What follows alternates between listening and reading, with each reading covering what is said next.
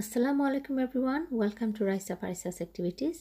So আমার ঈদের আইটেমের মাঝে আরেকটা ফিটা আছিল যেটারে আমরা হই হান্দেশ। আমরা রেডিয়াত হান্দেশ হই, অন্যান্যরা হয়তো এটারে ডিফারেন্ট নামে চিনুন, কেউ আবার এটারে হইন তেলের ফিটা।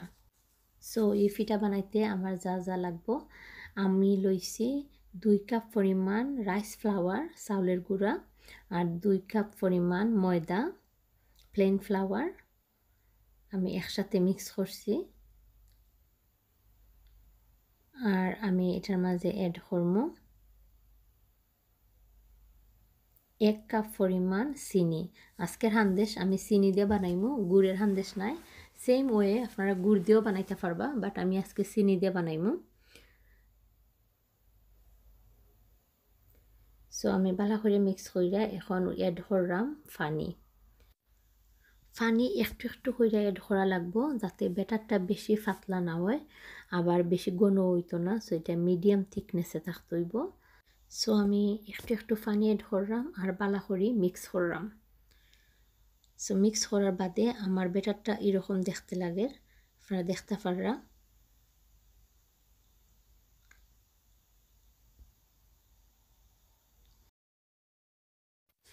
এখন আমি এই ব্যাটারটা এক সাইডে দিয়ে রাখি দিমু মিনিমাম 2 ঘন্টার লাগি। 2 ঘন্টা পরে আমি বাকি প্রসেস করবো। 2 ঘন্টা পরে আমি এই ব্যাটারের মাঝে অ্যাড করবো নারকেলের গুঁড়া আর সুজি। সো নারকেলের গুঁড়া আমি আধা কাপ থেকে কম, আর সুজি 1/4 কাপ অ্যাড করছি। অ্যাড কইরা এটা আমি বালা করে মিক্স করবো। যত বালা করে মিক্স করা যাইব অত সুন্দর হইয়া হান্দেশ হইব।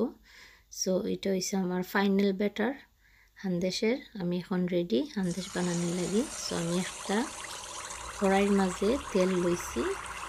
সো আমরা এখন হান্দেশ বানাইলাম আর দেখলাম, দেখতে আমার কাছে সুন্দরই লাগে, শেপটা অনেক সুন্দর আইছে। আর এরকম কড়াইয়ের মাঝে বানাইলে এলাকান রাউন্ড শেপ হয়।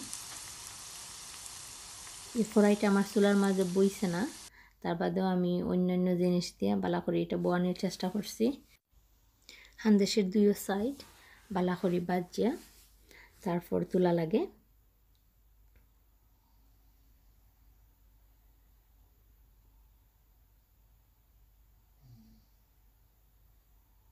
একটু লালটি রং হয়ে আইছে, তার মানে হান্দেশ হয়ে গেছে।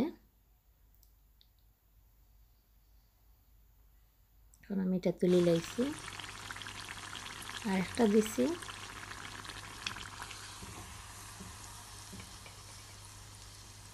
সো আমি একটা টিস্যু পেপারের মাঝে হান্দেশ তুলিয়া রাখলাম যাতে তেল এক্সট্রা তেল যেগুলো আছে এটা টিস্যু পেপারের মাঝে লাগে যায়।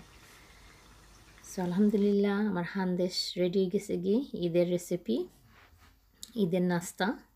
Thank you everyone, thank you for watching my video, thank you.